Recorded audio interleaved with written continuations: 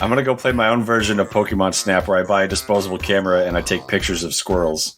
I'll ride around in my kid's little red wagon. That gives me an idea for a video we should do, John, then. Just get a bunch of beers. I'll just drag you around your neighborhood in the little red cart with you with a helmet. With a helmet on. Yeah. You can dress up just like the character. Welcome to the Spindash Retro Gaming Podcast. Prepare yourself for the joy of classic gaming. Fired straight into your delicate little ear holes.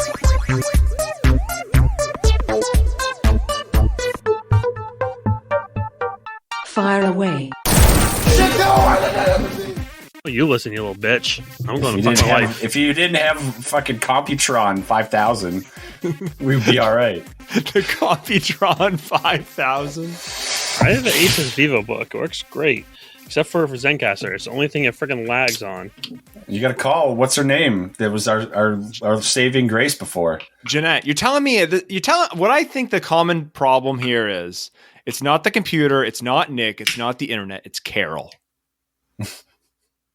Probably. That's sitting there playing Candy Crush Saga, watching porn. Just draining the bandwidth. Yep. So I don't think we got very far in the last one. John, you are drinking what and you're pounding cough drops with it again? Why? Oh, yeah. So I'm drinking Miller Lite, and I have a bag of cough drops because we went camping in our pop-up camper this weekend, and I woke up like with this dry cough. Not COVID, thankfully. Got a negative test, but I don't know what it is. So tomorrow I'm going to go in and see a lung person, I guess, and see if they can give me some steroids. The white lung. I'm sure you're not going to die if you got COVID, John. Don't worry. No, it's not COVID. I know. Even if Something else. No, I know. It's something else, so it might be worse. Might have lung infection. Or just a straight up pneumonia, flu. Yeah, I don't have any other symptoms. It's just a cough, man. But yeah, so I'm drinking Miller Lite, which is unlike me. Fancy. But so we had a bachelor party for my little cousin, and I bought 2 cases for like 5 guys, and I was like, guys, you don't need to buy beer. Well, every guy brought their own 30 rack. So that's smart. We had 150 beers for 5 guys. Sounds like a Vinyl Haven weekend. Not good, man. Sounds like a solid, well-prepared weekend. So yeah, there's a lot of leftovers. Gotcha. Nick, what are you drinking? I'm a fancy bitch. I'm having a Vizzy Hard Seltzer. A what? A Vizzy Hard Seltzer. Never heard of it. One of these. Fancy. Yeah. Fancy. I figure it'd be a good pairing with our game of the week. We're trying to pair now. Yeah. Fancy. I have a Green Warden by Banded Brewing. There you go. And I didn't pick it up. It magically appeared in my fridge, and my mom was like, you need to try this. It's hard to get a hold of, so just try it and let me know what you think. So I waited 2 nights, and I'm like, fine, I'll bring that to the show. It's pretty good. It's got kind of a... Well, that explains it right there. It's got kind of a foresty taste, and it says right there, it's brewed with spruce tips. It is. Very fancy. Yeah, it tastes like Christmas. And it's right out of your old stomping grounds, John. Oh, yeah. My old city. I used to go down there, man. They have a cool spot. They got some arcade games and a ping pong table. Oh, yeah, they're right in the mill there on the Saco. An old mill building. Yeah, and they have a patio, and they, like, once every spring, they do, like, free burgers and dogs if you buy some beer. So is it still Lewiston by the sea, or is it cleaned up a little bit? No, that's what Nick will call it. No, it's doing way better. It's still listening by the fucking saying. Don't let John it's come a long way. Well, yeah. Sure, Nick, quit fucking with your mic. Added so much editing time last time. Oh, I know you love it. Get him his fidget spinner. I've got to get him a fidget spinner. You sit there. But wait. Who do you edit more, me or John? That last episode, you. By far, you. Previous ones, John has contributed. The early episodes, I wanted to murder John because John recorded at a different frequency or different something than us, so like the tracks wouldn't line up.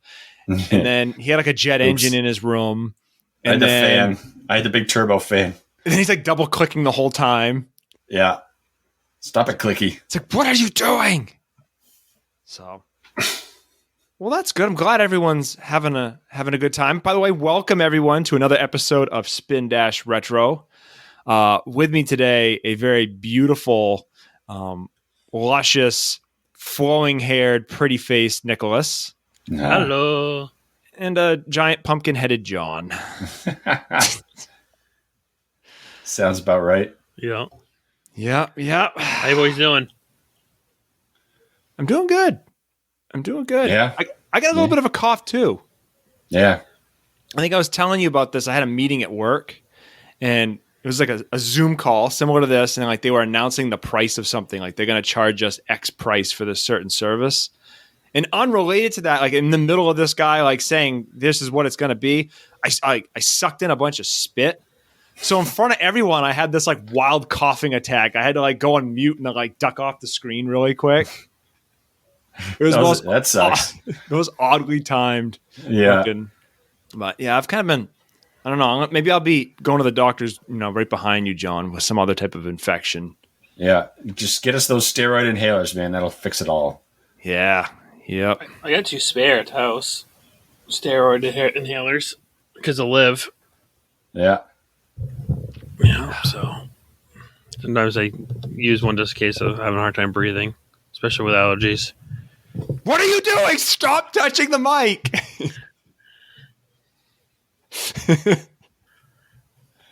Oh my God. I gotta delete all that now. And you only do it when you're talking. So like so the parts I can't edit, you're going brr, brr, brr, brr, brr. It's like pissing you off, Matt. I know. You should have taken care of business before recording. That's why you're all fidgety, because you're, Yeah. you're ready to get your rocks off. I'm amped. Well, we've had like 4 days of like 95 plus weather, so no one's doing anything. Yeah, it's bad. Well, no one but you, Nick, who's willing to forge onward in that. You fucking Italians, are used to that Mediterranean heat or whatever it is. You'll have a third kid by 2023. I can't afford it for a third kid. Can barely afford two and a Carol. You're going to have to sell some organs. You can sell Carol. Yeah. Matt, you want to make an offer? No, you couldn't give Carol away last time, so we're not going to pay. Yeah, you can't sell it to anybody that knows. Well, Matt, you guys are best friends, aren't you? We need put it up distance. auction on like some Saudi prince. Be like, you could get a green card. That would be a great turn of events for this show, though, because we always start off talking about pickups and like, what'd you pick up this week, Carol? Oh shit! Speaking of pickups, I don't think No, I haven't picked up anything for some time. The dry spell continues. It's a dry desert out there, man. Game prices are stupid right now. Yeah, ridiculous. Right. Well, you posted that one that one of them was coming back down, right? Yeah, I've been eyeing Game Boy Color games. So I got Mario Deluxe, I got Rayman, and I picked up Bionic Commando Elite Forces or something like that. Bionic Commando, is that the Lego? No. You never played Bionic Commando? No, I haven't. It's like a Capcom game. It's like a platformer, like a shooter platformer, but you can't jump. Yeah. Your only way of going up levels is to use a grappling hook. Oh, okay. I think you told me about that. Yeah, it's about that one. It's pretty cool, but it had an Nice. exclusive. I'm trying to get all the exclusives on the Game Boy Color, but they're getting expensive. There we go. Yeah. Some guy on Twitter was joking around about how he just sold off his Game Boy lot, and now he's going to go buy a boat, buy a yacht. Yeah. This is so expensive. Yeah, it's crazy, man. Those Game Boy Colors, like $90 now, right? Something like that. Yeah, it's tough out there. It's rough hunting. Well, I think what it is a lot of people are just buying them up and they're modding the hell out of them, then selling them for twice. Everyone's got those stimmy checks, so they're flush with cash. So price is no object. I've always wanted this. I've got my stimmy check. I'm going to buy that. Money. That's what they're doing. So I don't have a game prepared for us, but I did manage to find another survey that is somewhat similar to this game. I'm coming up dry on my turbo rounds. Really, I'm struggling. Really, it's not coming together. Yeah, we kind of used up a lot of the good ideas. Yeah. What we need to do is we need to just, take some mind-enhancing drugs and then just come up with something crazy. I think that's what they did when they with our made this game. game. Yeah. You know what? I'm sorry, because I think I want to do. I'm gonna do what you're doing, Matt, and I'm gonna try to get all the Sega Genesis exclusives. I hope you brought your wallet. Yeah. Some of them I think are pretty low on the low end. Echo the Dolphin, that's got to be not that pricey right now. Yeah, I guess some of those, but like Michael Jackson Moonwalker has gone up in price like crazy. I don't know. There's some expensive Genesis games. Musha is a shoot. All the shooters are really expensive on Genesis. What's Senti? Is that Genesis? Yeah, but good luck finding that. Is it actually exclusive though? Yep. What was that, like $1,000? It was like 500, I think, for a loose cart, maybe. Who Yeah, knows Crusader now? Senti. We recorded that like well before things went crazy. I mean, they were in the midst of being crazy, but not like money crazy. Yeah. So, do you want to hear my survey? And you guys can answer Yes. what you've done. Yeah. So I was trying to find a survey on stress and video games because I feel like that went hand in hand with our upcoming one. And there's not a whole lot of good surveys on that one. But there was a survey that was conducted by, I believe they make video game chairs or beanbags or couches or something like that. And for some reason, it's the company's name is Comfy Sacks. A new sponsor? What? Right. No. Wait, So we they- still need a first sponsor. I mean, we tried and they were a meme. So we didn't get a whole lot of sponsorship from Yeah, I'm kind Jones- of bummed about that. Jones Barbecue Foot Massage. Deceiving. So Comfy Sacks has surveyed, I guess, 1,007 gamers. So this is the percentage of those surveyed that have admitted doing each of this as a result of game stress. So I'm curious where you guys fall in the mix. Yelling at another player. Have you done it? Yeah. I can't picture you not yelling, Nick. At another player? Not out of anger, probably out of like getting a rise out of the other player. No, I don't think I actually out of anger. Probably not too much. Nick, you're soft. So I definitely have, without question. Yeah. So 54.7% of those surveyed have yelled at another player. Have you yelled at a friend while gaming? Yes. Say, yeah. I feel like that's so 46% say they've yelled at a friend. I feel like that's got to be high. There's one on here that I'm going to call bullshit on when I get to it. Yeah. Breaking a controller. Never. No. I No. broke a phone. You lucked out. You broke a phone with a controller. Yeah. I've never been pissed off a game to throw a controller. Really? No. So I'm the only one on this show that's broken a controller. Yeah. Yeah. You bent the pins out of that Wiimote. No more heroes. I chucked that fucker right down the hallway. Yep. Yep. And I won. I chucked it down the hallway thinking that I lost. I actually broke a controller for winning. So that's awesome. The cutscene was deceiving. It was very deceiving. 33.1% have admitted to breaking a controller. Yelling at a significant other. No. Mario Kart. Yeah. I don't think I've ever yelled. Nikki and I don't play games. I think I'm a no on that one. I think I'm a no. So, John, you're a terrible husband. Yeah. Punching a wall. Nope. Nope. Never from gaming. I've never punched a wall from gaming. Unrelated matters, yes. 13.9% admit to punching a wall because of a game. Yeah. Breaking a console. God, no. No, it's too expensive, man. Yeah. Especially nowadays. 8.5. 8.5% of those surveyed have broken a console. That's fucking nuts. Ending a friendship or relationship because of a game. You and Paul are probably the closest, John. Yeah, we've definitely fought over some of that stuff. 6.2% admit to that. All right, so here's the one that doesn't make a whole lot of sense to me. Yelling at a game. Oh yeah, definitely yelled at a game. Yeah. Only 4.8% admit to yelling at a game. I feel like that'd be a high number. Like Unless I think that should be like an inverse almost. All I can think of is they mean like maybe like an extended yelling session. I couldn't find a definition. Like 30 minutes of screaming at the disc. Yeah. Other fun statistics that they came up with: men were twice as likely as women to break a controller due to game stress. That makes sense. But women were 13% more than likely than men to yell at a significant other. I don't know how your Mario Kart session went, but It was back and forth. 79.8% of those doing all this shit regretted doing so.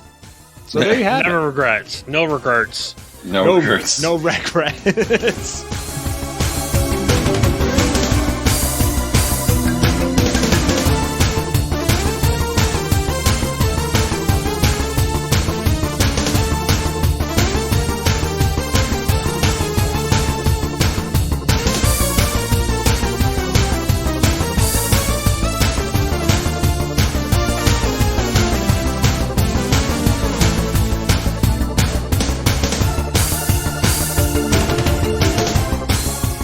So, the game of the week.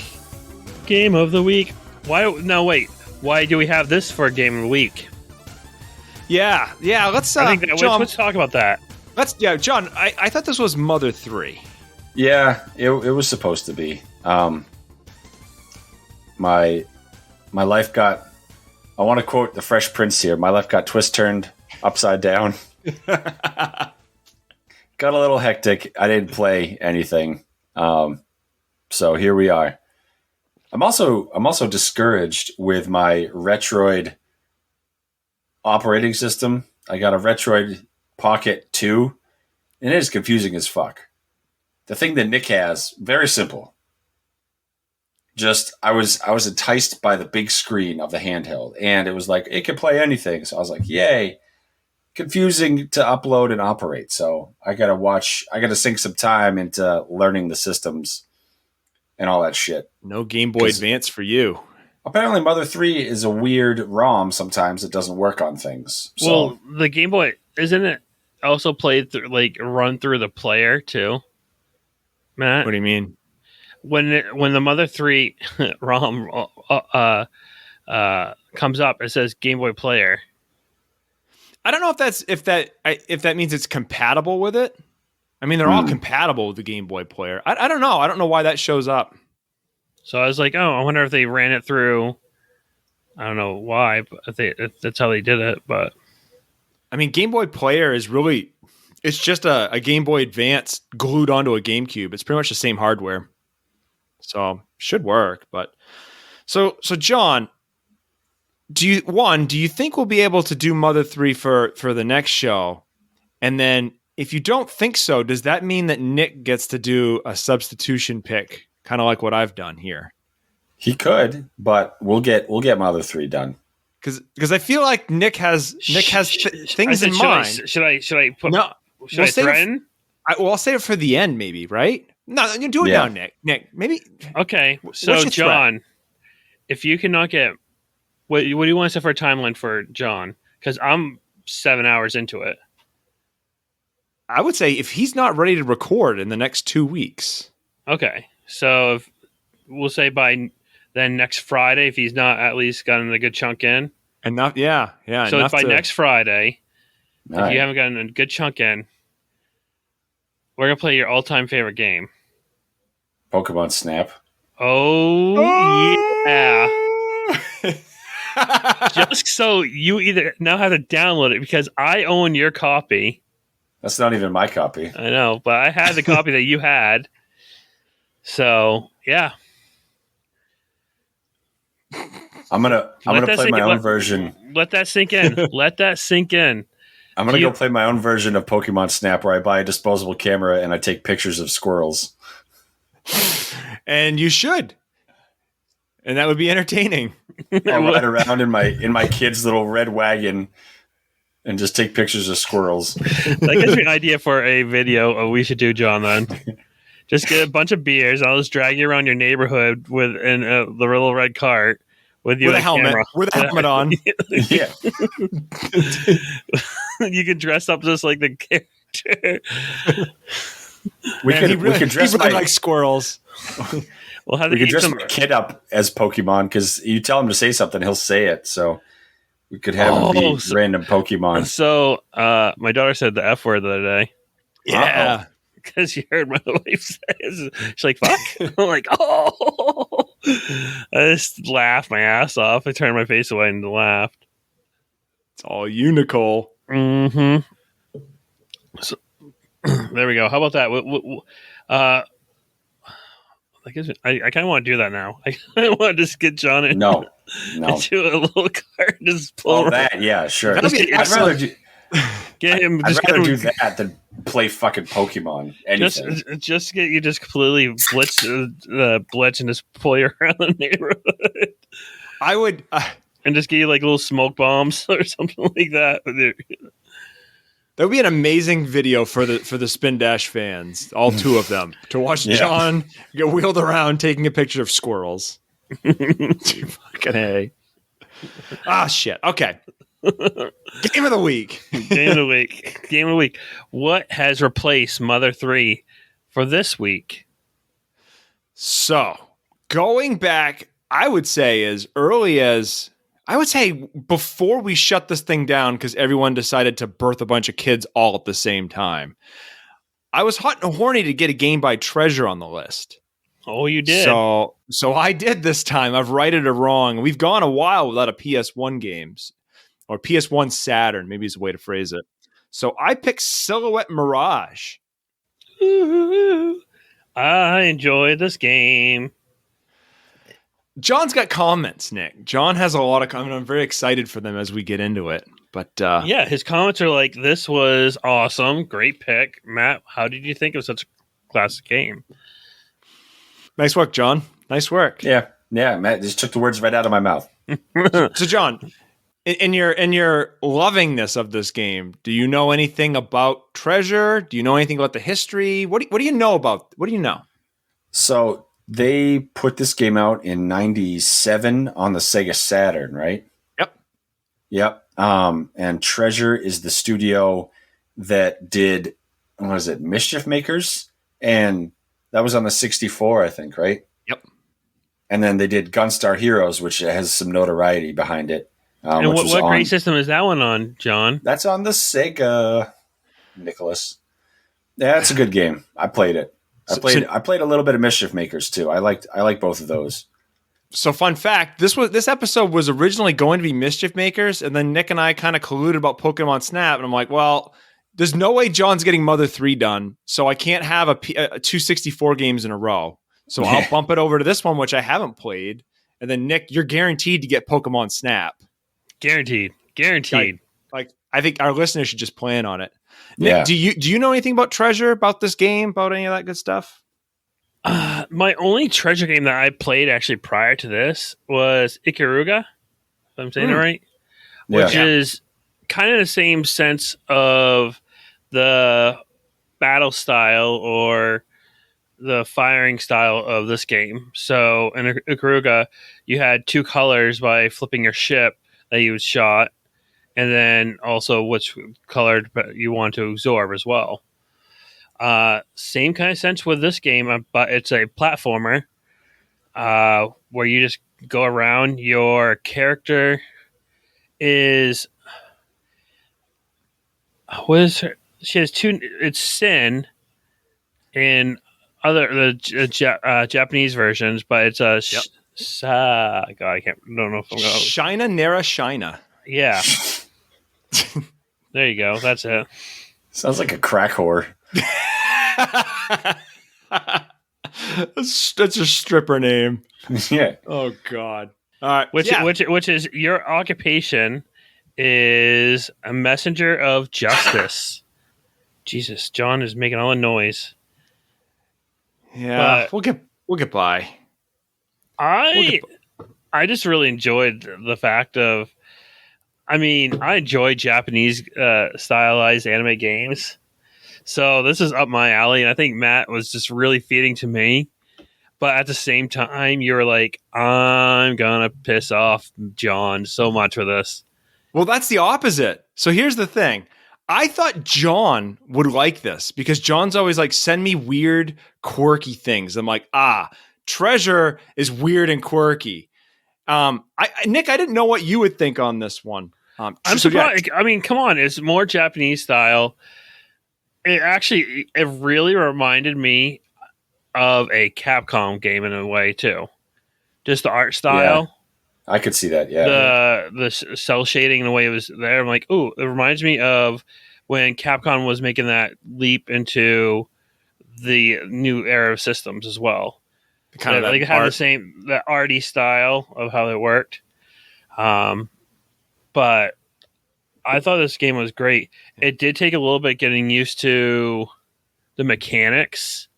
Those like you really did have to pay attention to that tutorial at the beginning. Yeah, let me go back and just talk about Treasure real quick. Oh, you really want to get? I want to talk about dive deep on that Treasure. I do because you had mentioned they remind you of Capcom, which I kind of get. Do they remind you of Konami at all? Any of the Konami games? Think of like Contra. Think of I guess definitely see Contra in it, just with the way the weapon style, or in this case the parasites, and Contra. I think you every time you pick up a new weapon, you switch out to that weapon, style. This case, you had 3 weapons that you could hold at the time. So yeah, I could definitely see that, especially. So Treasure was all ex-Konami folks. Okay. And what happened was back in the day, they worked on Super Castlevania 4. They worked on Contra 3. They did the Simpsons arcade game. All these different people who worked for Treasure all made these games. Bucky O'Hare. I can't remember all the other ones they listed. They got sick and tired of Konami being very rigid, saying, we're going to do all these games that have sequels. Castlevania 4, Castlevania 5, Turtles. They got tired of the Turtle license. I don't blame them. So I said this is very timely with our last episode. So they moved to start their own company. At the time, Konami did, I think, some stuff with Sega, but not a whole lot. They really focused on Nintendo. And when Treasure got out there, they basically said, why not? We like Sega's hardware because it lets us do a bunch of shit on the screen all at once. We can throw off a ton of things, and it's going to run slow on Nintendo hardware. They actually did not like working on Nintendo's hardware. They learned that from Castlevania 4. They're like, this sucks. I'd rather work on the Sega, which has got the 68,000 processor in it. So they put out Gunstar Heroes, which if anyone hasn't played that one on Genesis, it's like top tier Genesis game. Like, I'm happy I bought it before it skyrocketed in price because it is so fucking awesome. Dynamite Heady. They did a game called Alien Soldier, which is basically one giant boss fight. The whole game is like you're fighting. Treasure's known for their weird and quirky bosses, as we'll talk about later. Mm-hmm. One thing I noticed with Treasure, and this is definitely from Ikaruga, they're very arcade-ish style with their games. Yep. Like it doesn't play like a traditional platform. Like I feel like you should be inserting a coin kind of deal at the end of the level, just the way they play, way the level goes through. But I definitely get that feel that it's very arcade-ish. They have that vibe where they like fast pace. I think a lot of action, a lot of shooters. Ikaruga is, I think, a sequel to Radiant Silvergun. They've really clung to Sega, or at least in the early on. If you look at all the games on the list, they really don't do a whole lot with Nintendo until Mischief Makers, and then they get into the GameCube. Well, they finally got hardware that they probably could appreciate. Yeah. Yep. but they kind of, when I looked up what their philosophy on making games was, it was mostly, we're going to make whatever we want. And if it sells, we don't care, but we're going to make it for the hardware we want for what we're going to do. So we're just going to kind of pick something we like. They're not rigid like a lot of other companies. So this was initially a Japanese only release in for the Saturn.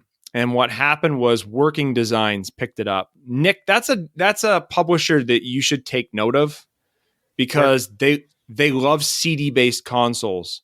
So Turbo CD was one, Sega CD was one, PlayStation was another. They like disc-based, and they're known for like high quality, like you got a really nice color manual, foil artwork. So yeah, they brought Silhouette Mirage to us. And some of their changes in the games are somewhat controversial. And I think Silhouette Mirage is the most controversial of the changes that they made in a game. But we can get into that when we talk about mechanics. So do you guys know the story? And then I'll end my little monologue if you don't.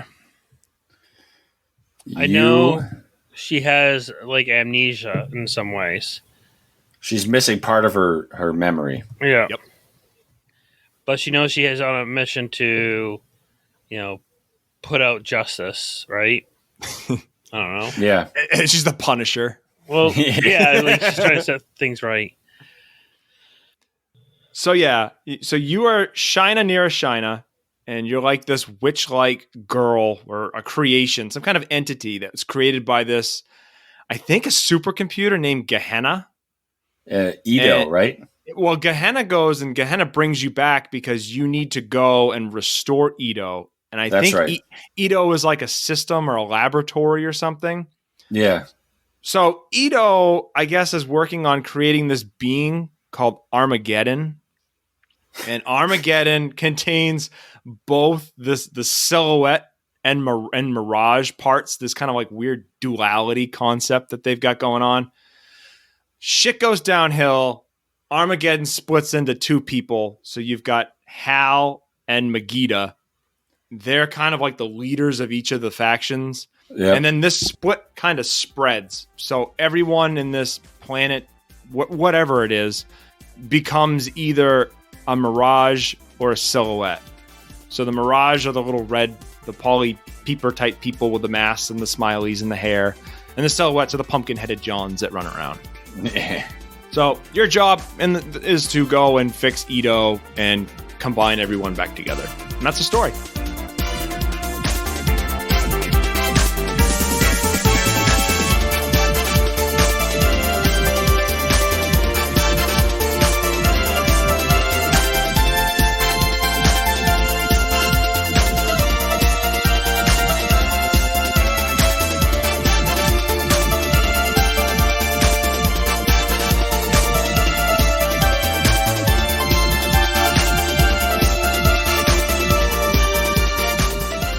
Nick, mechanics. I know that's what you were hot and horny for, amongst other things. It took a little bit to get, because it was simple in the Ikaruga game where you literally just bumpered and flipped yourself over. Because it's literally you're just going straight through. It's not like you had to go there. This game, you kind of had to either grab someone and push them off into the other direction so you could switch sides, or you had to jump over them to get on the right side. I just straight up mostly did the proper attack for him just to die. I also, before I got into this game, I also looked up a bunch of videos of how to kind of play as well. What's the best way? The only reason I did that was because, we now have to switch over because John had life events that stopped him from playing Mother 3, and now we had to play this game in a very short amount of time. And a short amount of time and a limited amount of time I had to put towards us. So I'm like, okay, well, let me look up some speedrunners and see what they do to best get through this game quicker. So I'm like, okay. So I adopted where you just pretty much, I was just farming coin so I could, and I was looking like, okay, where can I get the best, load out quickest? So I saw where like the secret shop was to get the first level 6 thing, and that's what I did. So I had like a level 6 before. By then, it was before stage 1 was over. Yeah. So going back, John, because I know we texted quite a bit because you picked it up. So let me backtrack. When I first started playing this, before you guys picked it up, I was already working on a list, which we'll talk about at the end of the episode. I initially had this at the bottom of near the bottom of the list on what I thought of this game because I was getting so fucking pissed at the mechanics. Nick, you did the right thing in that you jumped right ahead. You figured out how to play the game. But John, you were kind of like me in that you just kept ramming your head into the wall. What was the... You lose all your spirit points, right? Like your ammo, your gun, your parasite juice. Because if you don't shoot the guys that with the same color, the same form, then you lose. You don't get anything back. So it's tough when you get to a boss and you can't do anything. I get in this and I expected Contra. So when I get in, I just shot the shit out of everything. Yep. And then I ran out of spirit and I was useless and I died. And that was kind of that was my play. Same. First couple hours, that's what I did too. And then I regrouped and I farmed the coins by smacking those bitches with, I think it's with their hair, right? The hair comes around and like makes a fist. That's what it looks like. Is that what that is? I think it is. Yeah, it's the hair. Yeah. That's so cool. That's so cool. Did you guys develop like a method instead of like going in and just like shooting and dying? Did you have like a rhythm as far as I'm going to do this with these guys and then this and then this? I try to get to one side of the platform. You know, you try to get a couple because you would get attacked by a horde of either silhouettes or mirages. What are they? Polys and something else? Yeah, you got the Polykeeper and Spectres? Spectres, yeah. Spectres are the silhouettes and Polypeepers the mirages, or vice versa. So you bleed them dry with the coins, and then, you know, at certain intervals, I just max out the spirit. But yeah, it was key to get one or two on their own because the other ones would just kind of hang back. But if you get too many in a cluster, they just bomb and punch the shit out of you. I struggled with the whole fact that, like, Nick, you were saying in Ikaruga, you push a button to change your color. Like in this one, depending on what way you're facing is your color. So if all your guys are on the wrong side of the level, you know, you can drain their spirit shooting the same color at them, and you can reflect stuff back at them, but you can't kill them. For you guys, did you keep the auto on? The auto aim? Yeah. You can turn it off? Yeah, you should be able to turn it off. I think you can in the settings. Oh, I didn't know that. I was wondering if you kept it on or not, because I think that's what helped a lot on this game, because I literally would just jump up and then just start laying down fire, and it usually kept on pretty much the right energy to shoot at them. Yeah. I know I would go in and I would drain everyone's energy, because if you shoot them with the same color, it drains their spirit and gives it to you. In the PS1 version, in the Saturn version, it doesn't. Huh. The Saturn version, you don't lose spirit when you shoot. So I guess the backpack, you got 2 bars, right? Health, spirit. Yep. Health is fucking health. Spirit is how much oomph you have behind your shots and how big your reflector is, how useful you can be in attacking. You run out of that, and you might as well just kill yourself because you're fucking useless. Yeah. And don't you lose the weapon if you run out of spirit? Yep. Yeah. I didn't realize that till later on. I kept losing weapons. Yep. Where'd that go? Yeah. Did you guys have a favorite weapon you picked? Like you just clung to, like, I like this? Yeah. I think I said, I mean, the one they give you off the bat, Sarosa, I think I used that the most, but Pride was good. Those are boomerangs. Yeah, those boomerangs were my shit. Yeah, the one with the multiple aims, Cavitas, that one was good. I only ever used Sarosa. Fuck it, man, making everything hard just for the sake of it. Well, the thing is, I read somewhere that the difference between the PS1 and the Saturn is like on the PS1 version, working designs went in and made all the it was much more expensive to use those other ones. I guess the weapons were, a lot of people argue the upgrades are useless. So I was like, all right, fine. If they're useless, then I'm going to go in and I'm just going to stay with Sarosa. I don't know if that's true or not, but that's what I end up doing because I read it somewhere. I got the level 6 Sarosa and I just stuck with it. So I'm glad you guys know pretty powerful. I don't know what the other weapons are, so maybe you guys can explain to me. So there's a boomerang. What do the other ones do? Yeah, let me pull up. I only did use one of the. I mostly stuck with mostly Kafitas, I think. Apparently, they represent the 7 deadly sins. Really? I read that somewhere. That's so bizarre. Right? There's so many weird aspects to this game. Oh man, this game's fantastic. Yeah, I mean, at one point I had Sarosa at level 6, and I had was it Pre-Day? Yeah, Pre-Day at level 6 as well. And those boomerang what I liked about the Pre-Day is the boomerangs just kept, like, you shot it back and it came back, so you got in a double hit. Yep. So that's why, I mean, I was just once I got that to level 6, I was just destroying bosses left and right. Like, I just literally just let out Fury attack and just like peace out. So that's how so you have a problem with the samurai that you get into. I destroyed him really quick because I had a level 6 Pre-Day. What did you think of the bosses on this? Like, they're comical. It's fun. I was sitting here one night and just laughing, and Nikki was like, what the hell is wrong with you? So weird. The shit they come up with. So the first boss you fight is... What are the order of the bosses? The first one you fight... This is the shark? Grig? Oh, that's right. You do fight Grig. He's the British shark, or the Cockney shark guy. I love the voice acting in this, man. It was funny and weird. Bug was Grig. The second. Bug was like the second boss. Bug was kind of tricky with that spring thing. That fucked me a little bit. Again, when you get that boomerang, fucked him up.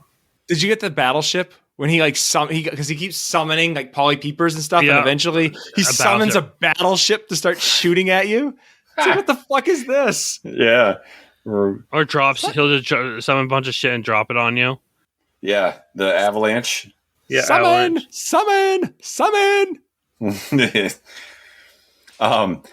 My wife was watching me play. I was playing on the computer and she was watching TV, and I had it on the coffee table, and she saw the fucking wrestler guy. Yes. And he's like strong like bull. Oh, Goliath. Goliath. Yeah, no, he's my favorite. Yeah. I think it's Goliath. Yeah. Yeah. So backstory. For our friends went to the Bahamas or somewhere, and they brought us back this little bottle of liquor, and it was called Mama Juana, and it had like these peppers in it, and on the bottom it says makes you strong like bull, because it's supposed to give you like vitality and like have a good night. So when that fucking guy said strong like bull, she was like, "What is this game, man?" I love that he comes in. He's like, "I crush you like tiny puppies." I was sitting there, I was laughing. Special delivery. Yeah. The fucking going back to Nick's samurai, I was dying laughing at the samurai. Well, he looks like a freaking was like a weasel. Yeah, like looking character. Everything even his name's kind of weird, nifty. Nardo. Samurai. Well, everything has a phallic face in this game, man. Oh my god. Well, like you roll into the city with him, and I guess he's like top cop. He's like there to keep people's like city quiet. But he's the loudest one there. So when you fight him, all the people like wake up and they start chucking shit at you and start chucking shit at him. Shut up, go to sleep. I like the end. I like how how he's finished. Like it just ends up with all the people just chucking everything right at him, and then collapsing through. Right. He chucked a fridge at him, and I was sitting here, I was pissing myself laughing. This is so stupid. That's like that same level, that second level. Like the bosses are interesting in the first one, but that second level, you figure you've got Goliath, you've got that Nardo dude. The gun thing sucked. The attribute gun, where like you had to reflect back the different bullets, and it was like Russian roulette. I could not get the timing of that. Yeah, they could. One of them was just you couldn't stop it, and the others, that was a pain in the butt. But dude, the weirdest moment in a video game is I know where it's going. Is fucking Dynamis, a fucking fish with a doll's head and tentacles, and it just kept saying like, "Mom, like, play with me." That's its guardian angel, John. That's your guardian angel, always looking over your shoulder. The developers must have had like the worst fucking fever dreams as children to come up with this shit, or like the best drugs ever. One of the two. Because I mean, that's all I can think of. Like, how the fuck do you come up with this shit? I want to buy my flowers. Buy me pretty flowers. As it's fucking dying. Everyone's gone. What should I choose, Daddy? What should I choose? Smash, smash, smash.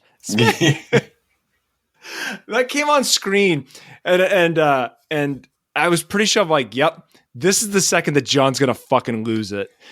Like the other things John probably could get through, and like Nick and I are gonna go through this game. We're gonna have a good time. We're gonna laugh at this, but this is gonna be what John gets stuck on. It's this fucking fish.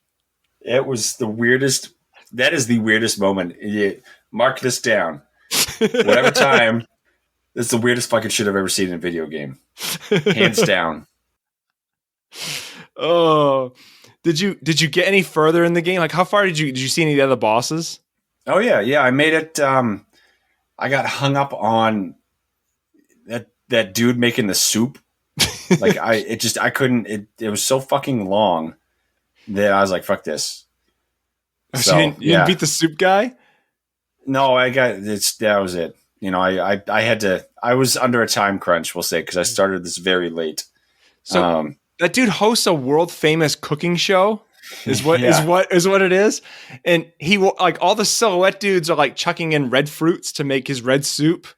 Yeah. So you have to throw in the blue dudes in order to make the soup turn blue, and then he's like, "Oh, it's nasty. That's nasty." You fight a werewolf in this game, but the werewolf. I thought that character was pretty cool looking though. Like character design, I thought it was like a cool character design. I like how it's like. It took me forever because was it Pablo wouldn't come behind unless you're in sitting there. I'm like, okay, bro. Like I kept on shooting, just standing there, walking back and forth, and I see this freaking like this guy doing the Mortal Kombat pussy, pops out behind the little like guy in there. I'm like, come on, do something. Then I'm like, oh, you started having a little chat with him. I'm like, oh, okay, you have an ally. The next thing you know, he turns into a fucking werewolf. But if the werewolf's faking it, because when you beat the werewolf, it turns out there's not even a moon. It's a picture in the background that he thought was. It's like, what the fuck is this? That's like, what'd you think of the fight on the car? Like the rich guy, the driver fighting you? That was hilarious. Yeah. That was real random. You idiot! You idiot! Drive! Just keeps yelling at him. Yeah, I in true treasure fashion, if you play it, the bosses are the best part of like any treasure game because they're just so fucking weird. Not this weird. I think this is like the peak weird. Nikki walked in one night and I was fighting that chameleon, and it's the one that goes invisible the whole time. That he's going carpet bomb, carpet bomb, carpet bomb. She's like, "What the fuck are you doing?" Yeah. Oh man, I absolutely I love this game. Nick. Yeah. One of the things that we got to get into, and you pointed this out, was the menu. So I got in the menu, and you brought this up during Resident Evil. This is a Nick Greatest Hit.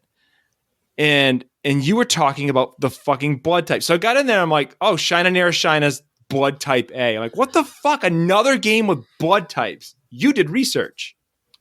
Well, I kind of did research. I was like, why the fuck is there like, they're always doing like this blood type? And I always noticed that, like, you know, I think the first time I ever noticed that, like, playing video games was back when I played Street Fighter 2. Yep. They have their blood types. I'm like, okay. Like, it has, like, besides reading the like manual, like because back then, you know, the manuals were actually more than 3 pages. It was like, oh, you have a character profile, and you read the character profile. It was like, boom, boom, boom. It was like name, birthday, and blood type. I'm like, okay, cool. Then I remember noticing again back in, like, when PlayStation came out, you had Resident Evil. Same thing, like when they're doing the character scripts, like blood type. I'm like, okay. And then when we played it, I brought it up. And why do you think they had mentioned blood type, John? What would blood type have any significance? If you're just going to take a shot in the dark, like, do you think it actually would have any significance in the game? I mean, if they're going to, like, cross mutate and breed, are they going to transfusion? Right? So long of it is, no, it has no fucking bearing on the game at all. But what it does in Japan, they believe, I guess with the games, that blood type is a depicts your personality traits. That's so crazy. And I sent a video on there, like, you know, famous people with O blood type are like natural born leaders, and they do X, Y, Z. Like A does this, A and B does this, you know, B does this, and it's all about being a personality trait.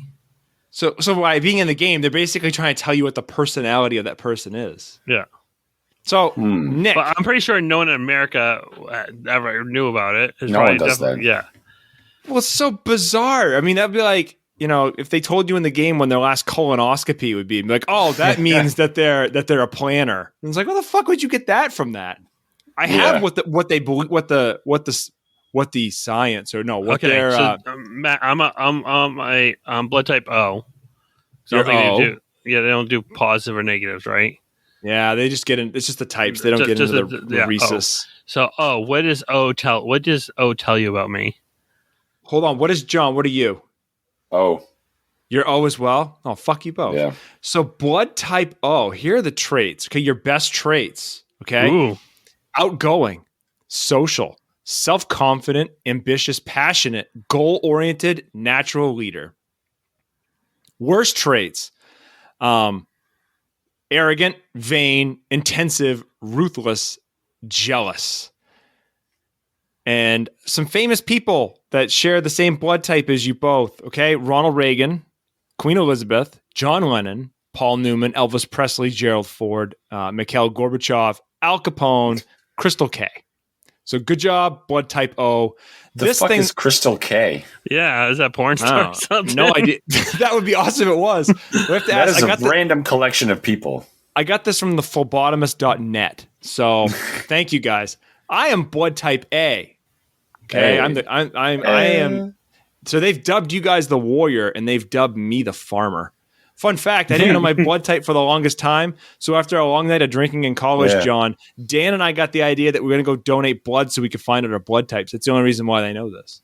Yeah. So my best traits, according to the phlebotomist, are I'm conservative, calm, responsible, introverted, reserved, patient, punctual, and a perfectionist. Everything but patient.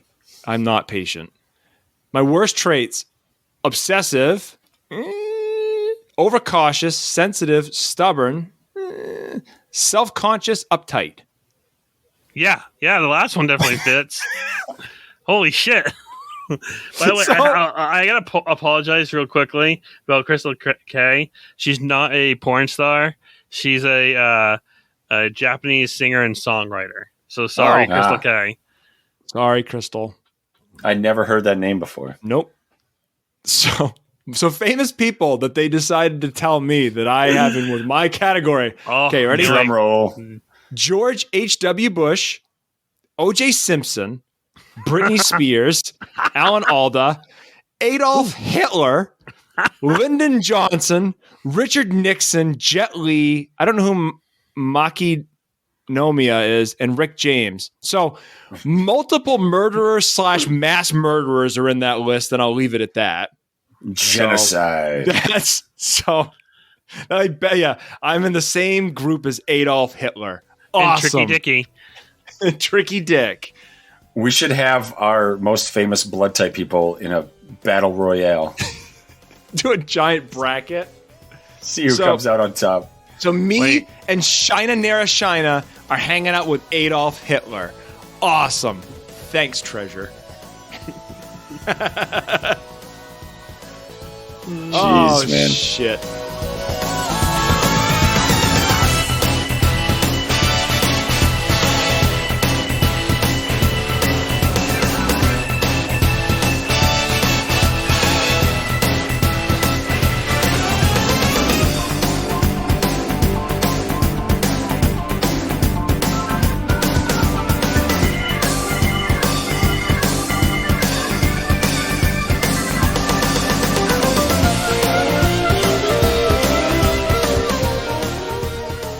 So, what do you guys think of this one as a whole? What are your feelings on this game to kind of sum it up? It was fun. I mean, if I wasn't playing it to get like as a quick game, it'd definitely be worth like going through and having. I kind of wish I'd found this game early on. Like it's really fun.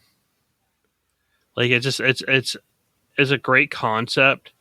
It's kind of a little bit more layered, kind of like you said, for Contra. It's a little more layered Contra in some ways.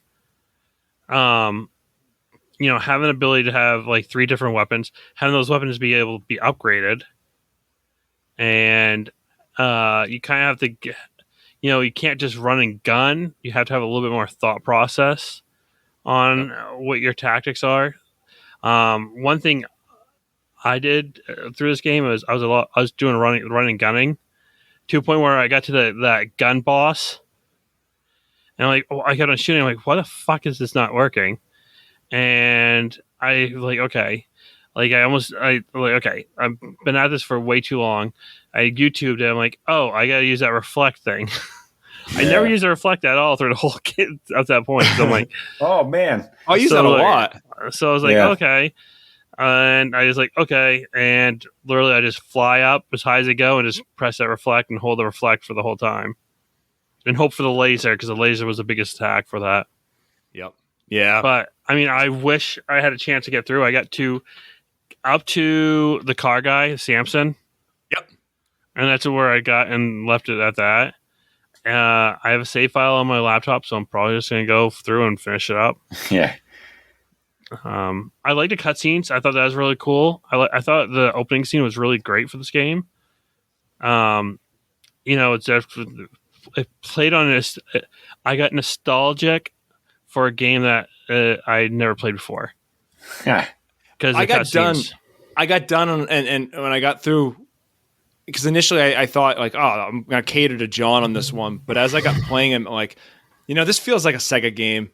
This feels like, and like when we were going back and forth, you're like, I like this. I'm like, oh, that makes sense because Nick, your background. This is right in your home turf. Yeah, it's my wheelhouse, definitely. John, well, comments. I think it tried to do a little too much. I like the concept. That's a neat concept. Like, you got the duality and you got the different weapons, but it just the controls, and maybe it was my shitty controller that I have that has been passed around to like everybody that I've ever been friends with. And it just didn't feel right to me. Like I don't know. It was. Did you use the Joy-Cons, Sean? No, I do. Come on, man. D-pad. Jesus. Who do you think I am? So that's like a barbarian, right? It was funny and kind of odd out there, but I just think like the way the controls were and the how much they had going on, they couldn't stuff enough. The box overflowed on them, and I was reading up, and the reception on this game wasn't great when it came out. No, and I think it. Well, which time? Because it took a while for it to come to the U.S. too.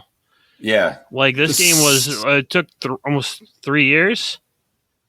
No, a year. No, it took longer. It came over in '98. No, am I thinking PlayStation? No, it took a while for it to come on PlayStation, right?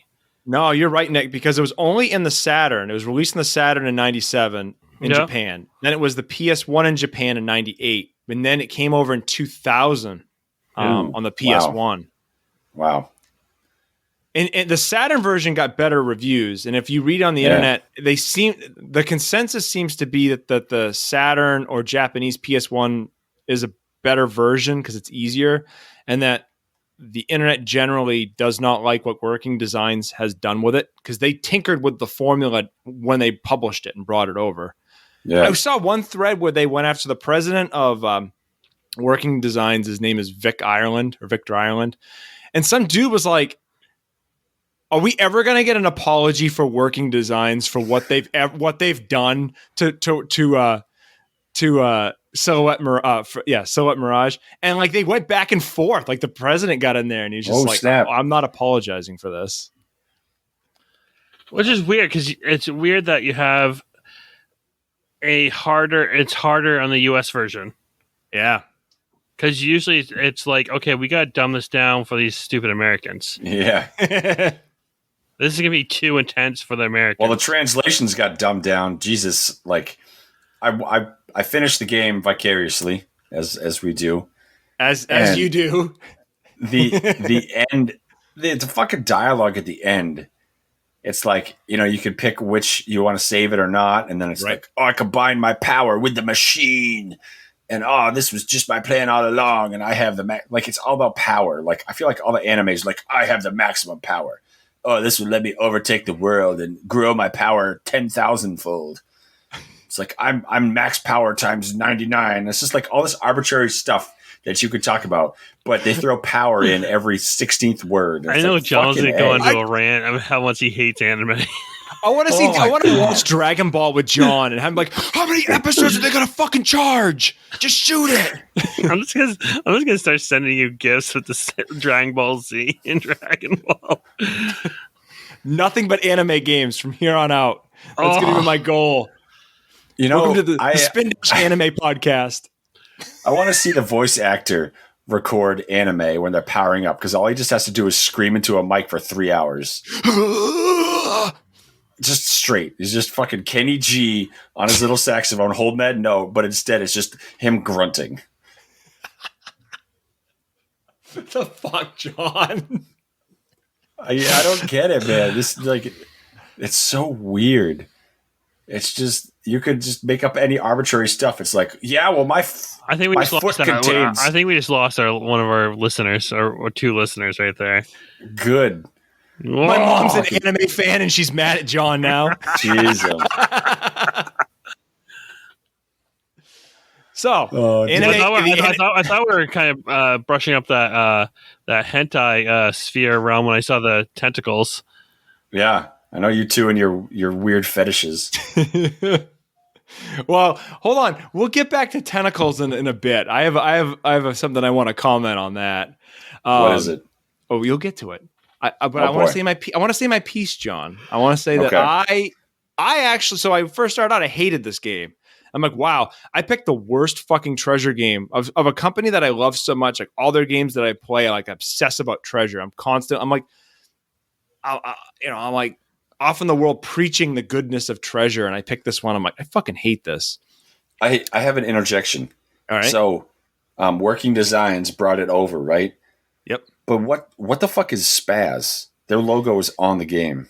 I believe it is. I can't remember if it's a Working Designs company or if it's a company of treasure. I think it's a subsidiary of Working Designs, and I think it's over in Europe. like in Ireland Weird. or something like that. And it's basically like their shooter division, I believe is all it is. I guess the internet's like, you can't call things spaz because that's got different connotations in the UK that does elsewhere. Oh, God. Yeah, we're not PC. We fail at that. But yeah, I didn't like it at first. And then as I kind of gave it, I think what kept me playing this game was how funny it was. Like every boss, I was sitting there, I'm like, oh my God, this is so over the top and ridiculous. I just want to keep seeing where this is going to go. That's what kept me going.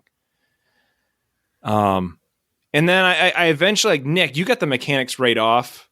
It took me, my dumb brain, it took me so long to get it figured out on what I needed to do. And once I did, I liked it. I mean, to me, I cheated and just looked at, like, okay, again, I want to see, like, okay, what's the fastest way to get through this game or get enough done where I had a good knowledge of the game and how the mechanics work. So I looked at, like, the speed run. So this girl beat the game in like 45 minutes.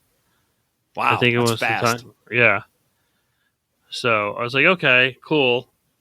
And I was like, okay, like as soon as I like, okay, go like farm the coin and get this. Like, oh, okay, awesome. I'll just do that. So as soon as I got that, I watched how she played, was going on. I watched, I think, up to the samurai. And like, okay, this makes sense. So I just, in a sense, imitated that and just did the same thing. So I'll say she was playing the Japanese version. Oh, yep. That last Guardian fight, yikes.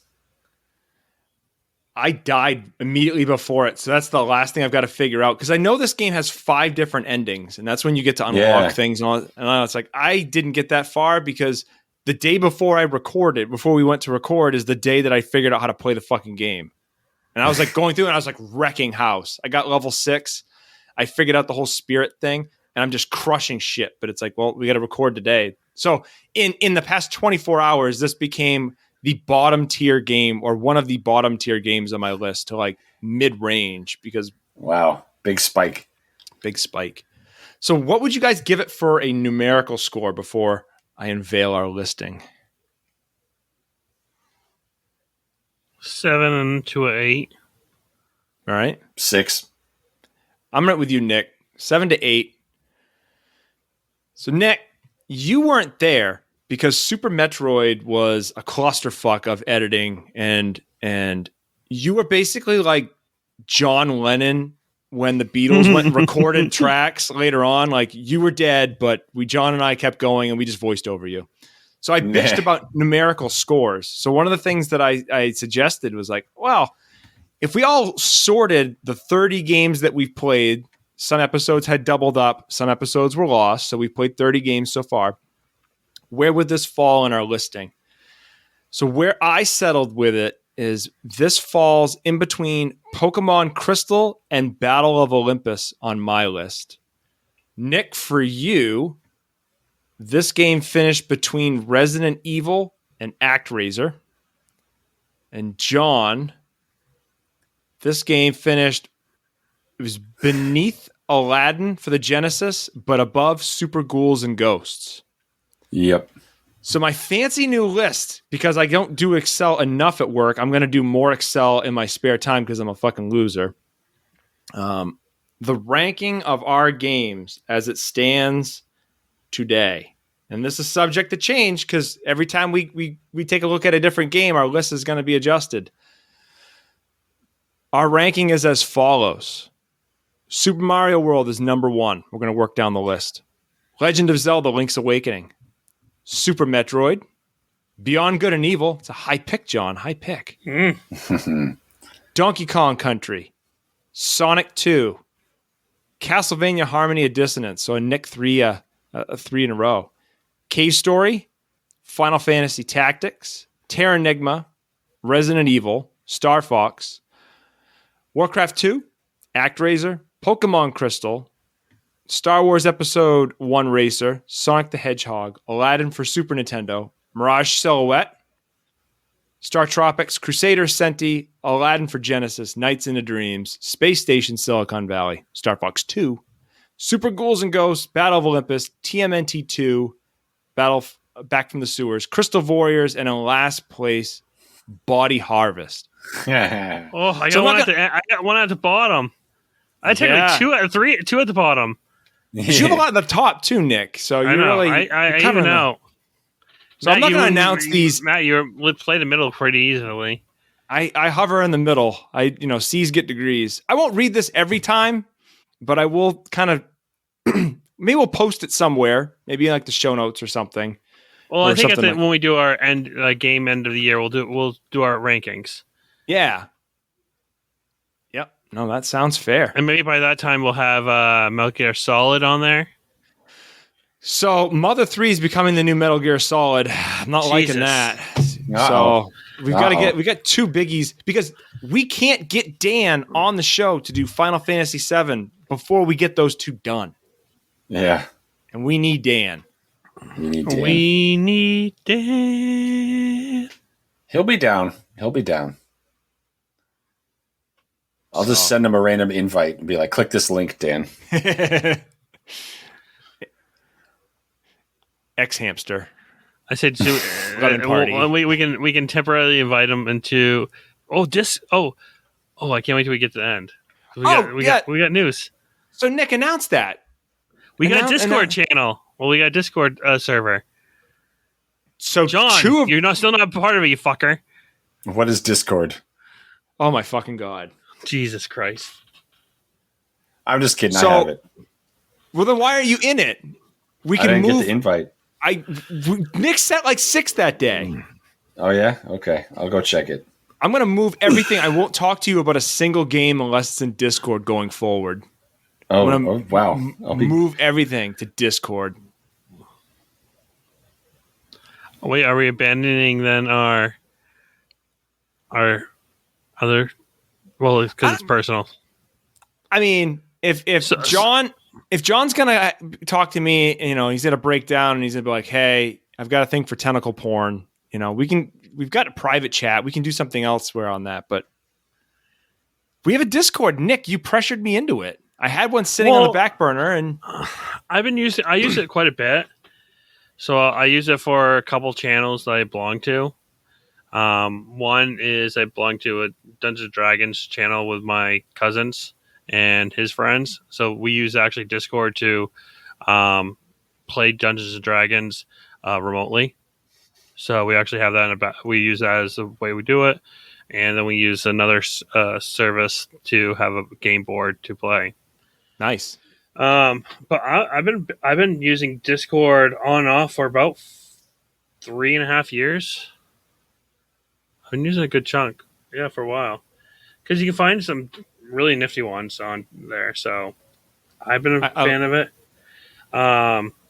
But yeah, I think we got to put the link into on our social medias. We'll load it up onto our social media. It'll just be an automatic invite. It'll be a fully open but we have rules. They're very light rules, but so we can kick people if we want. But we definitely want to get some engagement. I think this might help get engagement. Sure. It'll be live, and we can probably start conversations, and include those conversations that we had onto the podcast. Really, it's an avenue for another Sega fan to step in and weigh the balance. So when John and I are on our rants, Nick's got backup from the community. Nick's going to recruit. I'm hoping we can reach some UK because they love the Sega in UK. Yeah, that needs to be your outreach. or Brazil. They're still playing it, right? The Master System, they love it in Brazil. So. Yeah, and we'll grow the community. I mean, that's ultimately what it's all about, and growing that community. So, we'll get the Spindash Retro Gaming Podcast Discord out there for people to join. It'll be located on our profiles for Spindash Retro for Twitter and Spindash Retro for our Instagram. We'll load it up there. Then you can also follow our website as well, which is, I think, just spin-retrogaming.com. Spindashretro.com. Spindashretro.com. Yep. Huzzah. But I enjoyed this game, John. John, this game was good. You just didn't get to enjoy it, I think. Maybe it's because you're coughing. Yeah, maybe. Or like coming swallowed. Jesus. Of course. You can take that away if you want to. Nope. That's the ending. That's the last line. Nick always has to go too far. Nick went an hour and 15 I just want to minutes. say, I have never gone too far. Never. Okay. Mr. Backtrack.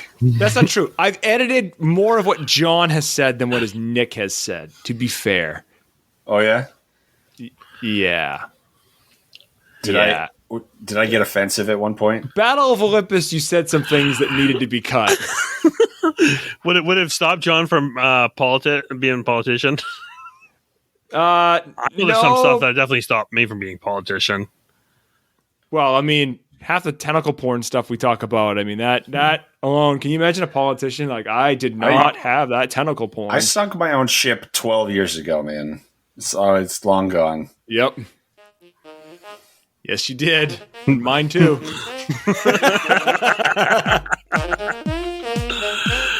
Oh, thank you for joining us, guys, today.